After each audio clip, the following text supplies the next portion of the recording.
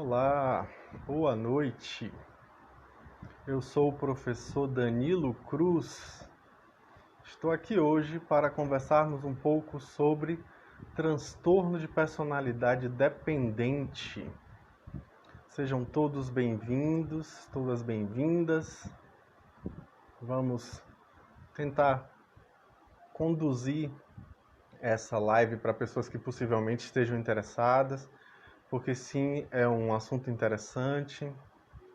Então, se puderem, compartilhem, passem adiante, que vale muito a pena a gente democratizar o acesso à informação sobre saúde mental, que sem dúvida alguma é essencial para as nossas vidas. Deixa eu acenar para quem está entrando. Todo mundo, muito bem-vindo. Maravilha. Deixa eu só fixar um comentário aqui. Transtorno de personalidade dependente.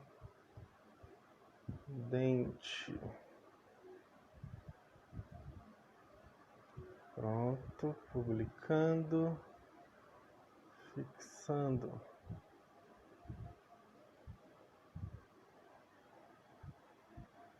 Maravilha. Boa noite a todos, boa noite a todas. Sejam todos bem-vindos, como eu disse. Eu sou o professor Danilo Cruz, sou psicólogo, professor universitário, sou também escritor, já com a nona obra no prelo, né, já prestes a sair. Então vamos falar um pouquinho hoje sobre um assunto que eu gosto bastante, que é o transtorno de personalidade. Em especial, o transtorno de personalidade dependente, que eu tenho atendido bastante na clínica e com certeza vale muito a pena conferir o que é que a gente tem com relação às nossas questões de dependência emocional. Você é dependente? Eu faço a pergunta já para instigar a gente, né? A gente depende, às vezes, das pessoas do nosso entorno, às vezes a gente depende de certos relacionamentos que a gente engata nas nossas vidas, mas será que isso chega a ser um nível patológico? Será que a gente consegue verdadeiramente vislumbrar aí a possibilidade de que há aí um transtorno e não uma dependência emocional comum? Eu não gosto muito, já começo até trazendo essa reflexão, não gosto muito de patologizar a vida. Eu não gosto muito dessa possibilidade de que a gente enxergue em tudo a possibilidade de ver uma doença. Não, eu gosto de um olhar de que sim, a vida humana tem diversas nuances, inclusive existem inúmeros estudos bastante interessantes que vão questionar o fato de que os transtornos de personalidade são realmente doenças. Vários estudos vão dizer que, na verdade, são traços de personalidade dentro do espectro de possibilidades de comportamentos humanos, ou seja, vários transtornos, nessa visão, fazem parte de possibilidades de expressão, repertório humano do que é possível, do que é viável. Então, obviamente, a gente não está aqui querendo levantar a bandeira de medicalizar a vida, de dizer que isso aqui tudo é doença. Não, eu não estou querendo fazer uma criação de demanda, né? Que eu já vi isso acontecer. Infelizmente, eu já vi esse tipo de situação. A pessoa falava sobre um determinado transtorno e falava de tal modo que fazia parecer que todo mundo tem transtorno o tempo todo, e aí, sabe, aquela coisa do tá aqui o meu cartão, eu vou resolver os problemas, eu vou resolver os transtornos de todos. Isso realmente é bastante questionável. Mas a gente vai falar hoje um pouquinho sobre transtorno de personalidade dependente, trazendo essas variáveis, né, do que é que a gente pode considerar como um comportamento dito, entre aspas, normal, ou seja, comum, e um comportamento que verdadeiramente destoa desse comum e vai ter uma feição que a gente poderia considerar patológica. Primeiro, é um transtorno de personalidade. E como todo transtorno de personalidade, geralmente tem o seu início no começo da vida adulta, às vezes na adolescência, tem um impacto na vida da pessoa que vai, inclusive, gerar prejuízos na sua produtividade, vai gerar prejuízos nos seus relacionamentos e, inclusive, vai gerar prejuízos nas vidas das pessoas que com essas pessoas convivem. Então, transtornos de personalidade a gente tem vários, inclusive dividimos em 3 grandes grupos, né? O grupo A, que é o grupo dos excêntricos, como, por exemplo, personalidade paranoide, esquizoide, esquizotípica. O grupo B, que são os dramáticos, por exemplo, o histriônico, o antissocial, o borderline, o narcísico. E o grupo C, que é o grupo de transtornos de personalidade que remetem justamente a esse tipo ansioso e apreensivo, que são os dependentes, como a gente está falando hoje, os obsessivo-compulsivos, ou como eram chamados anteriormente de anancásticos, que é um termo até que eu acho mais consolidado do que obsessivo-compulsivo, porque dá uma margem aí para a gente confundir com o TOC, que é uma outra coisa, é diferente, né? E tem também o transtorno de personalidade esquiva. São esses do cluster C, né? Do grupo C de transtornos de personalidade.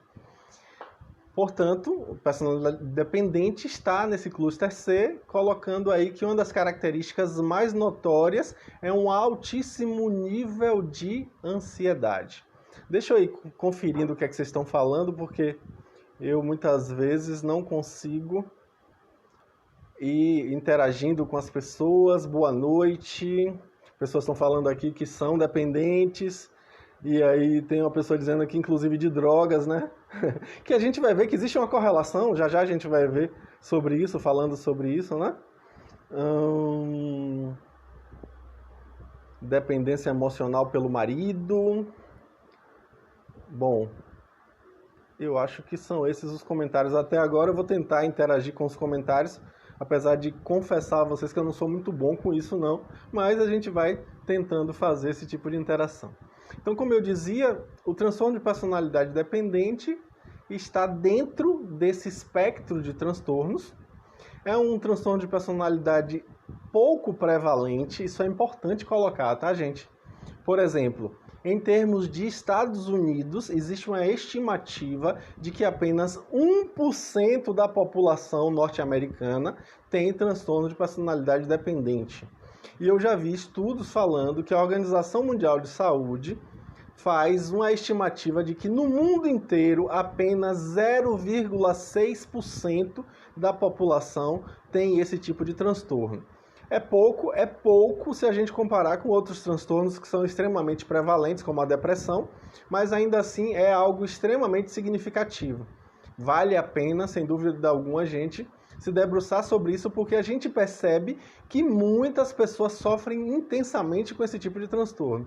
Anteriormente, ele tinha outro nome, né? Ele era chamado de transtorno de personalidade astênica ou de astenia da personalidade, né? Também foi chamado de personalidade passiva, por conta de um dos seus principais sintomas, que é a submissão, que a pessoa se submete aos relacionamentos em nome de se manter dentro de uma relação, né? Existe o quê? Quais são as grandes características do transtorno de personalidade dependente? Uma necessidade exacerbada e generalizada de ser cuidado. A pessoa tem a necessidade de ser cuidado por alguém, e isso gera na pessoa uma apreensão, uma ansiedade intensa. Isso é importante colocar, tá? Isso também é um indício de que a pessoa tem baixa autoestima, ela não acredita que é capaz, que é suficiente, que é poderosa, que vai conseguir sair da circunstância onde ela se aprisiona, se sente aprisionada, é bom dizer, né? É também comum a gente ver uma pessoa ter esse transtorno, apresentar o que é chamado na psicologia analítica de complexo de abandono e complexo de rejeição. A pessoa se sente sempre no risco de ser abandonada ou rejeitada pelas pessoas que ama. Meu áudio tá bom? Tá bom, né? Ótimo, o som tá bom. Maravilha. Então, existe sim um medo patológico de ser abandonado.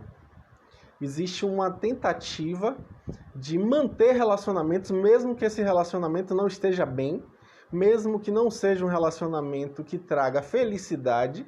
É aquela lógica do antes mal acompanhado do que só. A lógica é essa, é basicamente essa. Então, essa pessoa tende a vivenciar um comportamento profundo de submissão, muita submissão, se submete, a gente vai aprofundar um pouco mais lá adiante, né? Então, além disso, a pessoa tem comportamento viscoso. Como é que é o comportamento viscoso? É aquela pessoa pegajosa, aquela pessoa que vai ter sempre um comportamento de estar ali conectado o tempo inteiro com o outro, grudado, né? A gente vê muito isso, o apaixonamento inicial. Ah, meu Deus, fulana é tão atenciosa, tão carinhosa, Beltrano é tão leal, tão presente, só que daí a algum tempo essa lealdade, essa presença, essa atenção se torna incômoda. Daqui a algum tempo a gente vai ver que aquilo que supostamente atraía, na verdade, é o que vai gerar um incômodo e um afastamento, né? Uma repulsa a esse comportamento. Sejam bem-vindos, tá? Todos que estão chegando, vão chegando se sentindo à vontade, vamos comentando, vou tentar fazer um diálogo com relação ao que vocês trouxerem, tá? Agora, se puderem, espalhem a informação, mandem para pessoas que possivelmente se interessem por esse tema ou que possam vir a ser beneficiadas, porque é muito comum que uma pessoa que tem transtorno de personalidade dependente não reconhece, é muito comum que ela não reconheça que tem esse problema. E aí a família e os amigos vão fazer toda a diferença com relação a isso, né? Então, por favor, compartilhem essa informação. Então, continuando, há uma dificuldade em expressar a sua vontade e as suas necessidades. Por quê? Porque a pessoa se coloca sempre submissa à vontade do outro, sempre com medo de ser abandonada, de ser descartada, de ser rejeitada. E com isso, obviamente, que a pessoa tem uma profunda perda de autonomia e dos interesses pessoais. Ela passa a não ter a expressão dos seus interesses. Por quê? Porque ela se molda aos interesses do outro. Aí, Nani Lacerda está falando, pelo amor de Deus, quem em pleno século XX ainda sente isso? Sente muito, viu? Sente. Isso é bem frequente, eu vejo isso muito no consultório particular e também no CAPS que eu trabalho, no CAPS do São Caetano, aqui em Salvador, né? Aí, Paty Cabral está falando que não tem nada disso, né? Que sempre viajava, que sempre saía sem ele. Pois é, a gente tem, né? Situações assim, sem crítica, né, Nani? Exatamente. A gente precisa tomar cuidado até para não ter um julgamento. Como eu disse anteriormente, é um transtorno de personalidade. Ninguém escolhe ter isso. É uma situação realmente severa, é uma situação extrema. Ter algum grau de dependência emocional faz parte da vida de todo mundo. Mas, quando a coisa se torna tamanha, se torna tão intensa a ponto de interferir na vida cotidiana, na produtividade, nos relacionamentos, no bem-estar pessoal, isso é importante. Em qualquer transtorno de personalidade existe uma ênfase muito grande aí no fato de que a pessoa sente muito sofrimento. Então isso também é crucial que a gente coloque, tá? Há sofrimento, então nesse caso também não é diferente, né? Como eu disse, menos de 1% da população tem esse tipo de circunstância. Muitos estudos vão falar que esse é um transtorno mais comum em mulheres do que em homens, apesar de que os estudos mais recentes estão mostrando de que não há diferença na prevalência entre mulheres e homens. Talvez, aí já é uma inferência minha, talvez a gente tenha mais dificuldade em perceber isso nos homens, porque infelizmente temos uma cultura machista e infeliz, que faz com que os homens não busquem ajuda quando estão necessitados. Infelizmente, a gente vive isso ainda hoje e precisamos ser agentes da transformação dessa circunstância, né? Precisamos trazer uma abertura para que esses homens possam perceber que se eles estão fragilizados por uma circunstância, em especial um relacionamento, que a gente está na moda falar, né? Relacionamento tóxico ou tóxico, como alguns preferem falar. Então, já que a gente está sendo submetido a relações desse âmbito, é preciso sim que a gente tenha abertura para procurar ajuda. A Aline está perguntando aqui sobre influência hormonal nestes transtornos. E Natália sugeriu que eu trouxesse sugestões de filmes que tenham essa temática. Eu teria que refletir, viu, Natália? Porque de cabeça, assim, de forma imediata, não me vem um específico com relação a isso. Inclusive, eu peço ajuda das pessoas que lembrem de algum tipo de filme que relate essa circunstância, que coloque aí para poder ver. Se eu já assisti, eu vou, obviamente, trazer minha opinião a respeito, né? Mas é interessante. Aline, existe influência hormonal nesses transtornos? Nada existe de estudo que comprove essa hipótese, tá, Aline? Não tem nada que comprove isso. Hoje a gente vai fazer um estudo etiológico dos transtornos de personalidade, e em especial o transtorno de personalidade dependente, e vamos encontrar o fato de que nada comprova que haja realmente uma influência biológica no sentido endocrinológico, né, para esse tipo de transtorno. Até porque, como eu falei, é um transtorno que tem início no começo da vida adulta. Então é uma coisa muito mais arraigada na personalidade, é uma forma de ser, como eu falei também no começo, e por isso existe uma dificuldade com relação a gente estabelecer aí essa circunstância dessa forma. Nina está colocando aqui uma pergunta: tem estudos que relacionam transtorno com violência doméstica? Infelizmente, Nina, esse transtorno é um dos menos estudados, é um dos que a gente menos vai encontrar pesquisas sérias, pesquisas longitudinais, que são realmente confiáveis, para poder fazer inferências estatísticas com relação a isso. Mas sim, aí eu estou falando já um posicionamento empírico, baseado na experiência. Eu tenho o quê? 17 anos de prática clínica, e eu percebo que sim, existe uma correlação. E eu vou falar já já sobre isso, né? Sobre essa submissão a diversos comportamentos que, infelizmente, trazem mais dano do que realmente um bem-estar no relacionamento, né?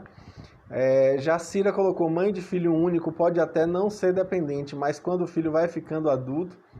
Mas aí talvez, Jacira, exista uma contingência que justifique esse tipo de comportamento. Quer ver uma coisa?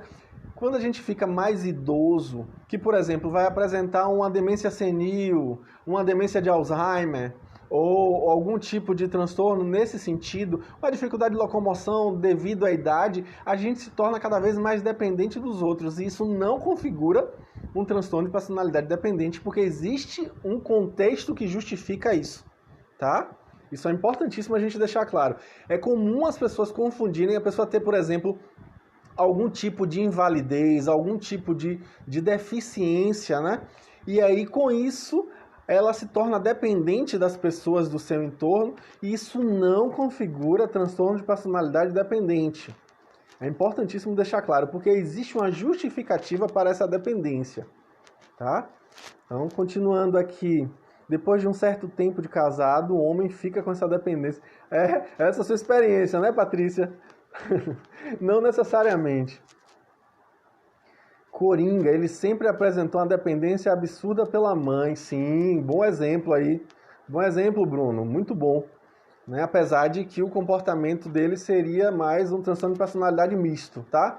Porque ele também tem traços de personalidade antissocial, personalidade narcísica. A gente teria que fazer um estudo mais aprofundado, até porque não seria muito fácil fazer esse diagnóstico a essa distância, mas obviamente é importante a gente ter essa cautela com relação ao fato de que ele tem sim esses traços, principalmente no início da vida, né? No começo do filme a gente vai ver isso bem claramente com relação à mãe.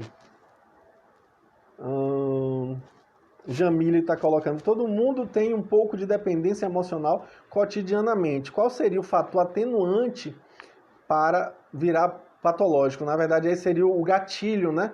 Para poder se tornar uma situação patológica. Geralmente a gente vai ter a avaliação disso com relação à intensidade do sofrimento que a pessoa vive por conta dessa submissão a qual ela se coloca nas relações. E isso vai, como eu disse, interferir na sua vida cotidiana, na sua vida prática, na sua produtividade, no seu trabalho, na sua escola, nos seus estudos, né? Então isso vai ser o grande demarcador, né? O grande índice de que há um problema. Quando não há uma justificativa para tamanha dependência, quando há crenças irracionais. Eu vou fazer aqui uma listazinha, né, que está no DSM-5, que é o manual de diagnóstico estatístico para transtornos mentais. Eu vou ler aqui para vocês quais são as grandes características que estão colocadas lá. Você tem que ter pelo menos 5 dessas 8 características que eu vou ler aqui. Então, quais são? Primeiro, obviamente, eu já falei, né? A submissão e a carência precisa estar presente. Outra coisa que precisa estar presente, o início dos sintomas deve ter sido no início da idade adulta, no começo da idade adulta. Aí a gente inclui o finalzinho da adolescência também. Aí os 5 desses. Primeiro, ter dificuldade em tomar decisões diárias sem uma quantidade excessiva de aconselhamento e reafirmação por outras pessoas. Ou seja, o tempo inteiro a pessoa precisa que o outro diga como é que ele deve ou não se comportar. Qual é a roupa que eu devo usar? Qual é o sapato que eu devo comprar? Com quem você acha que eu devo me associar para me tornar um amigo? Que tipo de trabalho eu devo buscar? Que tipo de faculdade eu devo estudar? Ou seja, tudo é o outro que decide por mim. Isso é extremamente comum. Ter necessidade de fazer com que os outros sejam responsáveis por muitos aspectos importantes da sua vida. Em psicologia existencial, a gente vai ver que isso se chama inautenticidade, pegando aí o viés do autor Jean-Paul Sartre, né? Que ele chama isso também de má-fé, que é, sem dúvida alguma, uma característica de você colocar a responsabilidade das suas escolhas no outro. Isso é importantíssimo, isso é muito comum. Isso faz com que você seja inautêntico na medida em que você não é você mesmo. Você não é original no sentido de ser quem é. Você não se engaja no projeto pessoal de se tornar o mais completo você que só você pode ser. Isso é importantíssimo. Outra característica é ter dificuldade para expressar discordância com os outros. Se discorda, não expressa, tá? Porque a pessoa tem medo de perder apoio ou aprovação. A dificuldade de ser aprovado, de ser benquisto, de ser bem visto pelo outro, né? De ser apreciado pelo outro. O tempo inteiro isso é bem frequente. Outra questão é ter dificuldade de iniciar projetos por conta própria, porque não tem confiança em sua decisão ou nas suas habilidades. Não é por falta de motivação, é porque não confia em si mesmo. Não existe autoconfiança. Outra coisa é estar disposto a fazer tudo, por exemplo, realizar tarefas desagradáveis para obter apoio dos outros. A questão aí de se submeter, a gente vai voltar para isso ainda. Sentir desconforto ou desamparo quando a pessoa está sozinha, não aguenta ficar sozinho de jeito nenhum, né? Porque teme não conseguir cuidar de si mesmo. Outra, ter necessidade urgente de estabelecer um novo relacionamento com alguém que fornecerá cuidados e apoio quando o relacionamento íntimo termina. Não consegue ficar solteiro. A pessoa não consegue. Ela engata uma relação na outra e o tempo inteiro está fazendo isso porque não dá conta de ficar só. Não se julga uma boa companhia para si mesmo. E aí o tempo inteiro precisa da presença de alguém como que a confirmá-la. Outra e última, ter preocupação com o temor de ter preocupação com o temor de ser deixada para cuidar de si mesma. São essas as características. Se a pessoa tem 5 dessas 8, ela é caracterizada como tendo um transtorno de personalidade dependente. Obviamente que esse tipo de diagnóstico só pode ser feito por um médico, tá? E no caso do psicodiagnóstico, por um psicólogo. Isso é importantíssimo deixar claro, tá? Para as pessoas não saírem por aí dizendo, ah, fulana tem isso, aí vai lá e taxa a fulana e cria um rótulo para ela e acaba tendo essa visão equivocada que muitas vezes não ajuda, só faz atrapalhar. Tá? A Beltrano se comporta dessa forma, então vou mandar ele fazer tal tratamento. Não, você percebe que existe essa possibilidade, você vai levantar aquilo como uma hipótese, não como um diagnóstico fechado. Isso é importante deixar bem claro, tá? Até porque a gente tem que tomar cuidado que muitas pessoas, achando que estão ajudando, atrapalham, né? Muito comum a gente encontrar comorbidades. O que é que são comorbidades? São doenças em comum, em paralelo a essa. São transtornos que acontecem paralelamente. Como, por exemplo, transtornos de humor, e aí se chama bastante atenção a questão da depressão, tá? Transtornos do espectro ansioso, a própria ansiedade, né? Transtorno ansioso é muito comum, como eu falei, né? Essa sensação contínua de apreensão. Também é frequente a pessoa ter dependência com substância psicoativa, ou seja, a dependência emocional tem uma correlação com a dependência da substância, né? A pessoa passa a depender. Inclusive, os médicos evitam usar alguns ansiolíticos para ajudar essas pessoas com as suas ansiedades. Por quê? Porque existe um risco alto delas se tornarem dependentes desses ansiolíticos, em especial os benzodiazepínicos. Então, é muito frequente que o médico evite prescrever, porque existe uma correlação alta entre o abuso de benzodiazepínico com transtorno de personalidade dependente. Imagine aí que na dependência emocional, a gente está tendo o mesmo padrão que a gente vai ter com uma droga. Não é à toa que existem alguns relatos sobre um fenômeno muito frequente com pessoas que têm problemas com abuso de substância psicoativa, que é a chamada codependência. O que é a codependência? Uma pessoa codependente é uma pessoa que estabelece uma relação supostamente de ajuda, de amparo, de acolhimento da pessoa dependente de drogas ou de álcool, que é uma droga também. E aí, nessa relação de ajuda, ela se coloca como a heroína que vai salvar a outra pessoa. Se esquecendo que o nome heroína é nome de uma droga, né? Pois bem, o que é que acontece com isso? Quando a pessoa, o dependente, começa a dar mostras de que está realmente conseguindo fazer suas próprias escolhas, criar sua autonomia, se libertar do abuso da substância, o codependente, a pessoa salvadora, acaba, sem perceber, construindo uma circunstância que gera na pessoa dependente ansiedade, fazendo com que ela tenha uma recaída e volte a usar as drogas em questão. Olha que interessante aí, hein? Por quê? Porque estabelece-se aí uma relação de codependência na qual, se a pessoa dependente se libertar daquilo, a codependente vai se sentir inútil, vai se sentir sem uso. E aí, nesse momento aí, sem perceber, pior ainda se ela percebe, né? Ela gera uma recaída na pessoa dependente. Eu acho que isso é pano para manga, dá até para eu pensar em uma live sobre codependência, a gente pode falar mais disso adiante, né? Mas isso também pode acontecer. Antes de voltar para as falas de vocês, deixa eu só falar sobre etiologia, né? Os estudos que a gente tem sobre as causas de transtorno de personalidade dependente vão apontar para alguns fatos. Primeiro, fatores culturais. Em famílias que têm um traço de submissão, de insegurança e comportamento mais discreto, as pessoas são mais tímidas, mais introvertidas, existe uma probabilidade mais alta de surgir alguém com transtorno de personalidade dependente. Né? Isso é mais comum.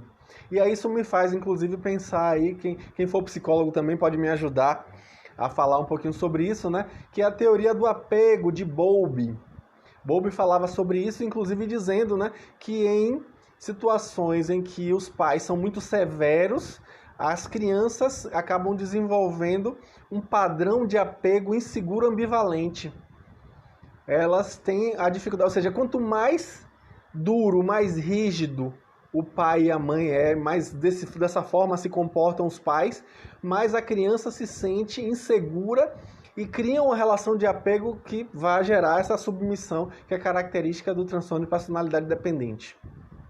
É importante também deixar claro que influenciam experiências precoces negativas. Situações traumáticas têm correlação estatística elevada com histórico de transtorno de personalidade dependente.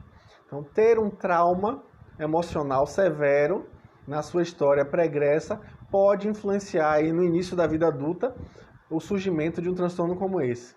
Então, além disso, também existem estudos. Aí, Aline, sua pergunta sobre os hormônios, o que é que os estudos vão falar sobre a questão biológica? Que existe uma correlação estatística com relação a vulnerabilidades biológicas associadas com ansiedade. Deixa eu dar só um exemplo. Por exemplo, a gente vê que existe um tipo de problema na válvula mitral, uma das válvulas cardíacas, tendo um probleminha chamado prolapso da válvula. A válvula é um pouquinho mais aberta. As pessoas que têm isso podem ter a vida normal, a maioria delas não tem nenhum grande problema, só que elas sentem o coração bater muito mais facilmente do que as outras pessoas. Essas pessoas tendem a ter mais ansiedade, a ter um relato maior de ansiedade. Ou seja, uma vulnerabilidade como essa pode influenciar na possibilidade de surgir esse tipo de transtorno de personalidade dependente. É um exemplo interessante para a gente pensar. Bom, falando de sinais e sintomas, quais são os grandes sinais? A pessoa vai mostrar uma necessidade contínua de reafirmação, de aconselhamento para tomar decisões comuns. Geralmente, elas procuram isso o tempo todo nas outras pessoas, mas geralmente elas elegem uma única pessoa em quem elas vão depositar suas responsabilidades. O que é que eu devo vestir? Que tipo de trabalho eu devo fazer? Que tipo de estudo? Amizades? Etc e tal, como eu já falei anteriormente. Há muito frequentemente um relato também puxando aqui a brasa para a minha sardinha, a questão da psicologia analítica, como eu sou psicoterapeuta e psicólogo analítico, eu gosto sempre de trazer essa referência, né? Inclusive, na verdade, bebendo da fonte de Alfred Adler. O conceito de complexo de inferioridade é muito comum. Né? Por quê? Porque a pessoa tem um menosprezo por suas próprias habilidades, tem preocupações irrealistas com relação a ser abandonado, não conseguem lidar com crítica, não conseguem lidar com desaprovação, né? Isso é importante também, uma sensação constante de incompetência, insuficiência e impotência. A pessoa se acha um inepto, ou seja, uma pessoa que não é capaz de fazer nada sem que alguém supervisione. É interessante isso, né? Porque a pessoa pode ter uma produtividade legal na vida, desde que alguém esteja constantemente supervisionando. Isso é importantíssimo, isso é condição sine qua non. É interessante que existe uma autoconfiança baixíssima, uma queda drástica na autoconfiança, isso é um processo contínuo, né? Existe também a questão assim, quando a pessoa sente vontade de expressar uma opinião oposta, ela não fala porque ela não consegue lidar com o desacordo. Ela teme expressar o seu desacordo porque ela teme perder o suporte, perder a aprovação, perder a ajuda. Isso leva, inclusive, elas a concordarem com uma coisa que elas sabem que está errado, né? E só para poder não perder essa amizade, esse apoio, esse suporte. Outra coisa que é importantíssima, e eu vejo muito isso no consultório, é essas pessoas não expressam raiva. Elas negam a raiva de tal modo que são capazes mesmo de dizer que nunca sentem raiva. Lembrando que a raiva é um sentimento de injustiça que é comum, que não tem nada de errado sentir. Talvez a gente tenha alguma dificuldade em ficar cultivando a raiva, né? Isso é importante. Agora, sentir raiva a gente às vezes nem controla, vem. Pois é, essas pessoas relatam que não vem raiva, que é um sentimento negado, é uma coisa que simplesmente não acontece. Elas se submetem a extraordinários autossacrifícios em prol do outro, em prol da apreciação do outro, né? E aí eu me lembro dos experimentos de conformidade social que os psicólogos no século XX trouxeram, né? Solomon Asch, Philip Zimbardo, também tem o experimento de Milgram. São experimentos interessantes que a gente vai ver que os psicólogos mostram que as pessoas se submetem à opinião da maioria, se submetem à opinião dos pares, só para não expressarem discordância. Infelizmente, a gente faz isso. É curioso que algumas pessoas que foram retestadas com esses experimentos todos diziam categoricamente: não, comigo esse tipo de coisa não acontece, eu expresso minha discordância, e aí na hora do experimento social não é o que acontece, a pessoa acaba se conformando, né? Então, essas pessoas não fazem nada por conta própria, não começam nem terminam uma nova tarefa, tá? Isso é importante também. Elas se posicionam submissas a exigências descabidas, isso é bem frequente também, né? Toleram abuso físico, abuso sexual, abuso emocional, intimidação e evitam a todo custo ficarem sozinhos, isso é bem comum. São pessoas que geralmente têm uma característica ingênua, uma característica acrítica, e justamente por isso elas são pessoas sem uma ambição, não tem ambição. A ambição delas é serem amados pelas pessoas com quem elas se relacionam de forma imediata. Tem geralmente uma estrutura defensiva por conta disso, quebram muito a cara, né, muitas vezes, e aí ficam com o pé atrás, mas são extremamente leais, têm uma lealdade incondicional. Sabe o bonzinho que todo mundo coloca ele para fazer as coisas? É essa pessoa. Tem o bom e o bonzinho, né? O bom é a pessoa que sabe dizer não quando é necessário dizer. É a pessoa assertiva. Enquanto que o bonzinho não, ele diz sim para todo mundo, tem medo de perder a apreciação dos outros, né? Então, muitas vezes essas pessoas são colocadas como marionetes. Infelizmente, tem muita gente mal intencionada que usam essas pessoas como marionetes, né? Usufruem disso. Muito frequentemente, a literatura psicodinâmica vai falar sobre uma fixação no passado. Essas pessoas se aprisionam nos fatos do passado, nas idealizações. Às vezes tem o ideal de uma família de margarina, de família de propaganda de margarina. Todo mundo sorridente o tempo inteiro, aquela coisa linda. E essa idealização que elas têm, inclusive, faz com que elas estejam o tempo inteiro submissas. Por quê? Porque querem viver esse ideal. O ideal do amor romântico, aquela coisa, né, do amor, incondicional, eu amo, eu aceito, ele é assim mesmo, ela é assim mesmo. Isso gera, inclusive, uma afeição de infantilização. Esse apego lá no passado faz com que a pessoa seja tão acrítica e ingênua que ela pareça infantil. Inclusive, nos relacionamentos, ela tem comportamentos infantis.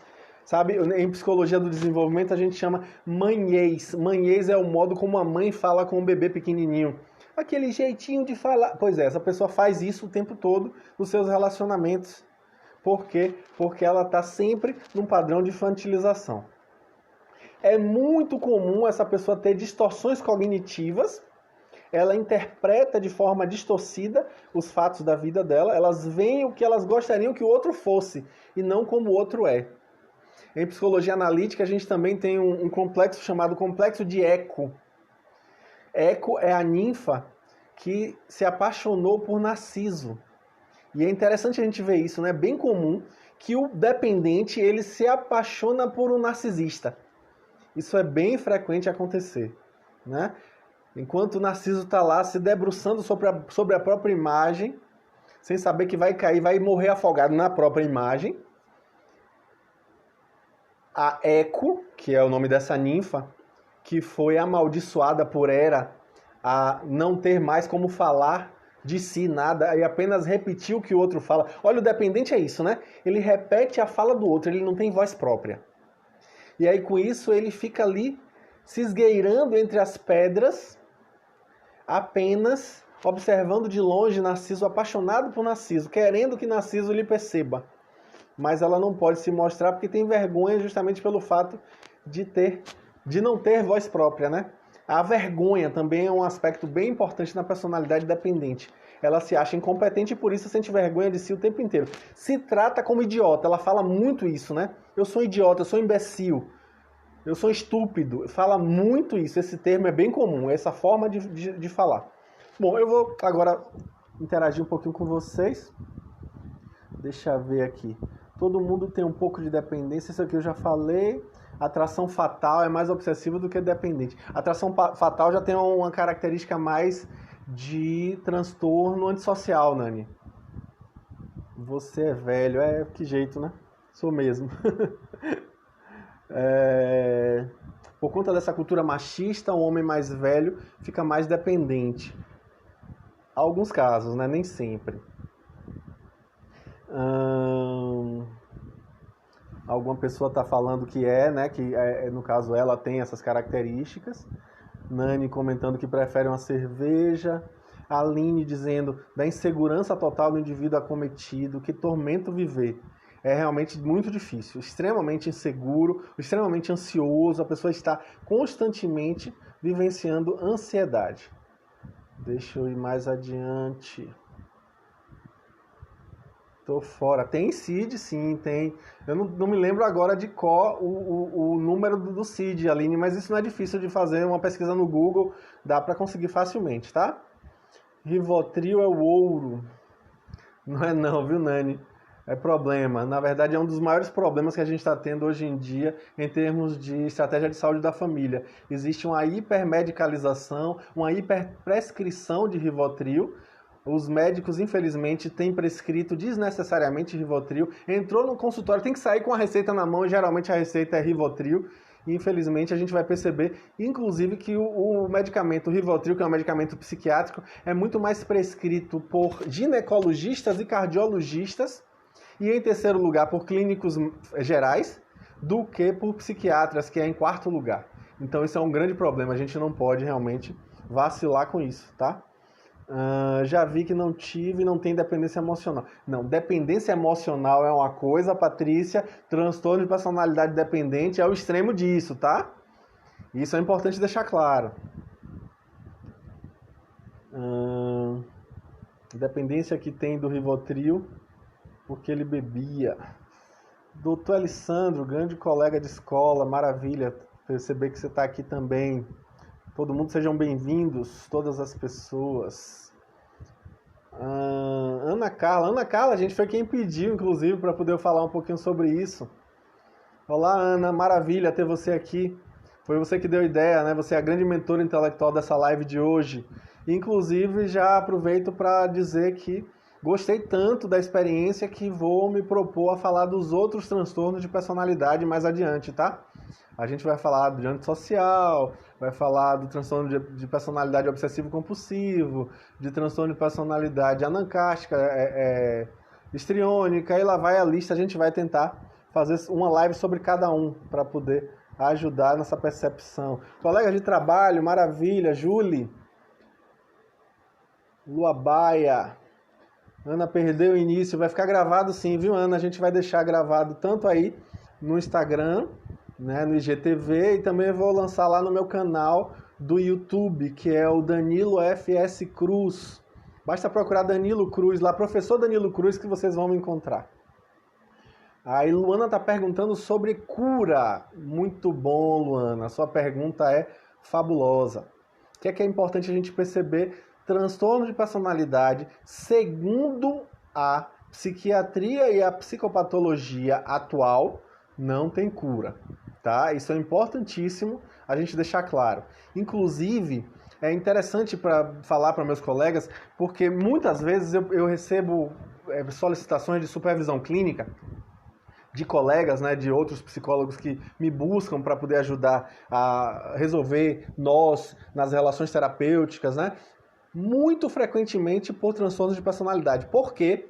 Porque o transtorno de personalidade não caminha do mesmo modo que os outros transtornos, terapeuticamente falando. Num transtorno de personalidade, por exemplo, você está atendendo um depressivo e uma pessoa que tem, por exemplo, transtorno de personalidade dependente. O depressivo fica bom e o dependente caminhou apenas 2, 3 passos. Isso é importantíssimo fazer essa diferenciação, tá? Porque é um traço da personalidade. Como o traço de personalidade foi construída ao longo de muitos anos, por isso não se desconstrói de maneira muito rápida. A ênfase do tratamento é em outro aspecto. Já eu vou falar do tratamento, primeiro eu vou falar do diagnóstico diferencial. Então, qual é o diagnóstico diferencial? É importante diferenciar transtorno de personalidade dependente de outros transtornos de personalidade, tá? Quais são outros transtornos que também têm hipersensibilidade à rejeição? Primeiro, borderline, transtorno de personalidade borderline ou transtorno de personalidade limítrofe ou fronteiriça, a tradução tanto faz. Mas o borderline, ele tem sim sensibilidade à rejeição, mas ele vacila entre submissão e hostilidade raivosa. Ele não fica preso na submissão como dependente, então ele tem essa oscilação. O transtorno de personalidade esquiva, o que é que a gente vai ver que é característica da personalidade esquiva? Também tem um padrão de hipersensibilidade à rejeição, só que ele tem um foco muito maior em se afastar até ter certeza de que serão aceitos sem críticas, enquanto que os dependentes não se afastam. Não há afastamento no transtorno de personalidade dependente. Isso é importantíssimo deixar claro, tá? Enquanto que o esquivo, ele vai se afastar. Também o histriônico, ele tem sensibilidade à rejeição, só que ele busca muito mais atenção do que asseguramento. Eles são mais desinibidos, são mais exuberantes, e por conta disso, a gente vai ter a diferença bem clara. O dependente é discreto e tímido. O histriônico não, é extremamente extrovertido. Então tem a diferença, tá? A dependência também é comum em outros transtornos, por exemplo, transtorno de humor, transtorno de pânico, agorafobia.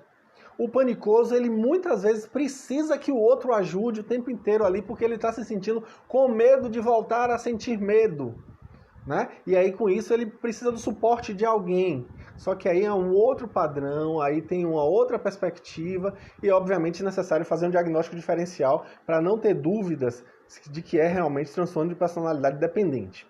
Aí a gente chega finalmente na pergunta de Luana, com relação ao tratamento. A palavra cura, Luana, em grego, vem do grego nessa palavra, significa cuidado. Daí que vem a palavra curador das obras de arte de fulano, curador dos bens do filho de não sei quemzinho que faleceu. O curador é quem cuida. Cuidado a gente tem. Essa cura aí nesse sentido de cuidado, sim, a gente tem. Então, qual é a ênfase do tratamento hoje que a gente tem com relação ao transtorno? Transtornos de personalidade, em geral, são dificílimos de serem tratados, tá? Mas a ênfase que a gente tem hoje são psicoterapia. E aí, na psicoterapia, a gente vai ter duas grandes visões que geralmente são mais utilizadas, né? Que é a terapia psicodinâmica e a terapia cognitivo-comportamental. Em ambas, a ênfase deve ser sempre o exame que a pessoa faz de si, da sua fuga de independência. Por quê? Porque nós, seres humanos, precisamos sermos independentes. Na Gestalt terapia, a gente fala da questão do autossuporte. É preciso ter autossuporte para a gente não ficar buscando suporte no outro, para que a gente não fique usando o outro como nossa muleta, não fique usando o outro como nossa bengala. Então, o autossuporte é crucial. A gente precisa assumir nossas responsabilidades, fazer nossas escolhas e assumi-las. Isso é autenticidade, isso é autossuporte. Na psicologia analítica, Jung vai falar da individuação. É de você se tornar indivíduo. E para você se tornar indivíduo, necessariamente você precisa fazer suas próprias escolhas. E gradativamente se tornando você mesmo. Entrando em contato com seu si mesmo e se tornando aquilo que você realmente é. Aquela fala de Nietzsche, torna-te quem tu és. Pois bem, é essa a ênfase, né? De se tornar o mais completo você que só você pode ser. E aí a gente vai ver que focar nos exames, no medo da independência, deve ser o foco da psicoterapia o tempo inteiro. E também dificuldades com a assertividade. Melhorar as habilidades sociais dessa pessoa para que ela possa se relacionar de maneira a não ser sufocante para o outro e não ser tão ansiosa e sôfrega consigo. Isso é importantíssimo deixar claro. A ênfase é diminuir o sofrimento. A pessoa vai deixar de ter isso? Não, ela vai ter isso para o resto desta vida, né? Então, o que é que a gente vai ver? Nessa perspectiva, ela vai atenuar os sintomas. ela vai melhorar a sua socialização. Agora, é possível usar a medicação? É possível, apesar de que muitos psiquiatras não usam, não concordam com esse tipo de uso. A grande questão é que muitas vezes, muito frequentemente, muito mesmo frequentemente, tem comorbidade. Por exemplo, a pessoa tem isso e depressão, tem isso e ansiedade, ou seja, o que é que o psiquiatra vai fazer? Vai tratar medicamentosamente o outro transtorno. E é por isso que é muito frequente que a pessoa utilize antidepressivos. E aí se destacam duas classes de antidepressivos. Os inibidores da monoamino-oxidase, geralmente os antidepressivos de primeira geração, e também os inibidores seletivos da recaptação da serotonina, como a fluoxetina, a paroxetina, que são bastante conhecidos, né? São bem frequentemente prescritos hoje em dia. Então, eles usam isso porque pode ter alguma ajuda, porque existem estudos que vão mostrar, por exemplo, uma eficácia em transtorno de personalidade esquiva, e por conta das semelhanças, pode ser que traga aí, nesse caso, algum benefício, né?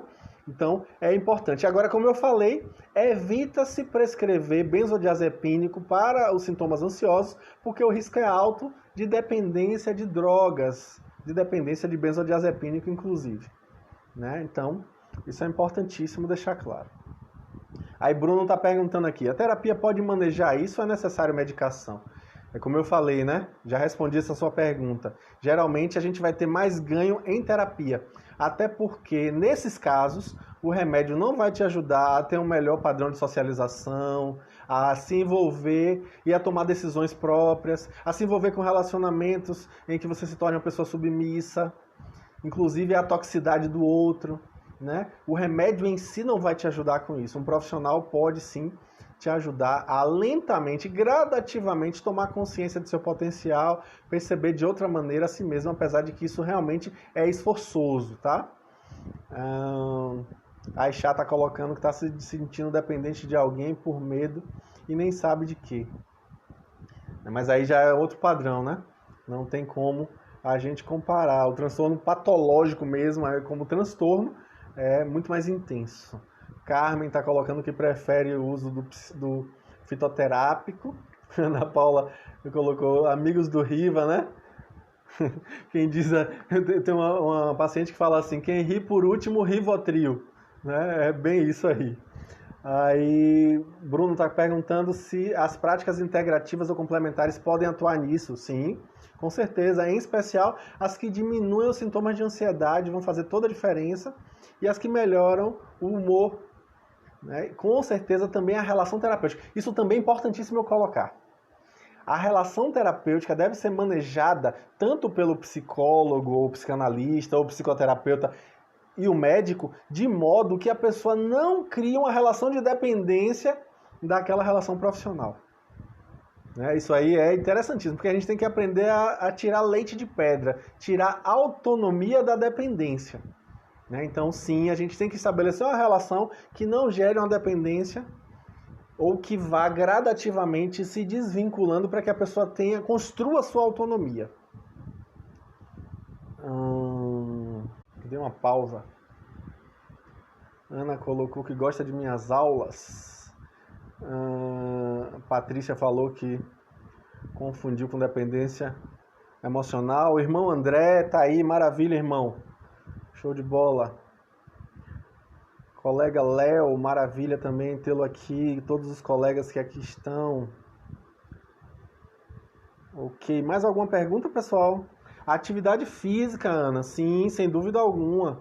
A atividade física comprovadamente tem influência com relação a questões das emoções, aí em especial o humor, né? O humor rebaixado. A atividade física vai ajudar a melhorar a autoestima. Tudo isso faz diferença, sem dúvida alguma. Selma está colocando aqui que está sentindo tristeza. No final, Selma, depois a gente pode conversar, tá? Manda uma mensagenzinha para mim no privado. Então, a gente está diante, obviamente, de um transtorno de personalidade. Eu não estou falando aqui de dependência que a gente tem na nossa vida comum. Mas sim, a gente está diante de uma situação social grave.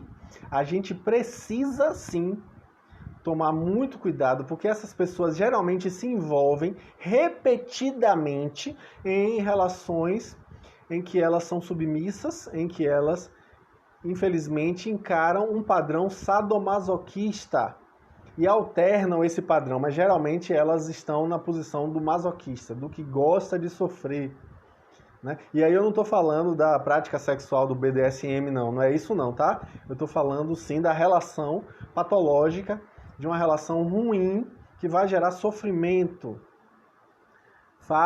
Fabiana, maravilha, Fabiana, você por aqui. Fabiana falando, a terapia deveria ser acessível para todos, faz com que olhemos nossas dificuldades por outros ângulos. Com certeza, com certeza.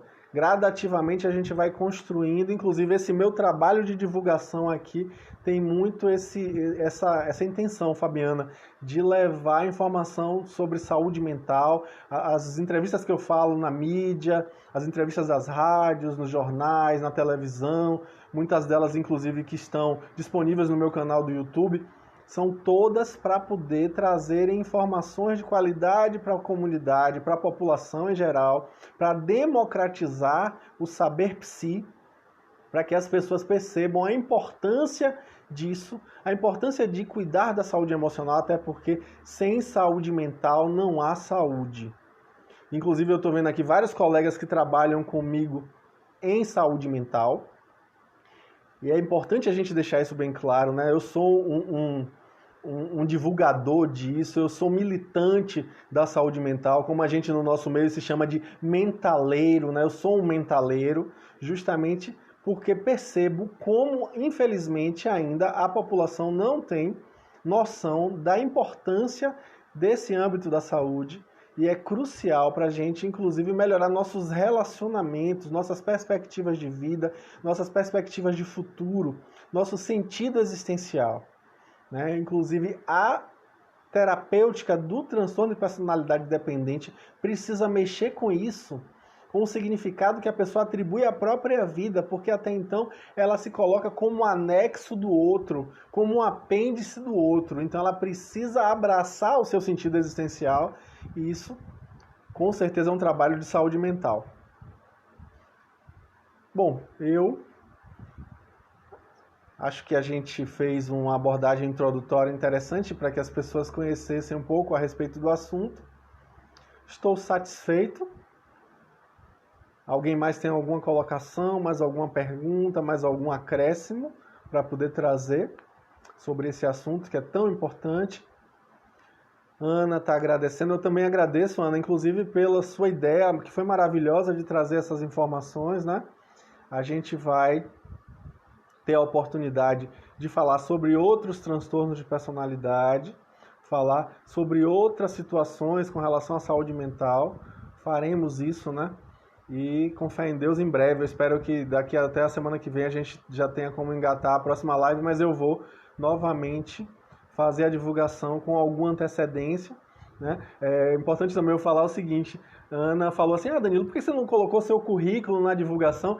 A princípio a intenção era só fazer um bate-papo de amigos, né? Eu falei com ela, inclusive, que se tivesse 20 pessoas, eu acho que já estaria de bom tamanho, afinal de contas, seria mais um bate-papo entre amigos, mas é óbvio que esse bate-papo pode ser bastante útil para pessoas que estão passando por essa situação, ou pessoas que a gente gosta da nossa convivência que estão passando por essa situação, né? Mas no iniciozinho da minha fala, quem quiser dar uma olhada lá no começo, né, no IGTV ou no meu canal do YouTube que eu já falei, que é o Danilo FS Cruz, dá uma olhada lá, né, quais são minhas experiências com relação ao tema, e agradeço muito, né? Serviço público, André Rocha, irmão André falando. Uma coisa importante, tá? Serviço público para tratar desse assunto específico, André, é ambulatório. A gente não tem atendimento para esse tipo de transtorno em CAPS. CAPS só atende transtorno mental severo e persistente, geralmente transtorno do espectro psicótico, né? Os transtornos aí que geram alucinações, delírios. Então, não atende isso em CAPS, atende em ambulatório. Aqui em Salvador, a gente tem 3 grandes ambulatórios. É só me procurar no privado depois que eu posso explicar onde é que eles ficam e como buscar ajuda. O Instagram já está me avisando aqui que o fim da minha live está chegando. Agradeço muito a atenção de vocês, a participação de vocês e até a próxima. Com fé em Deus, muito em breve.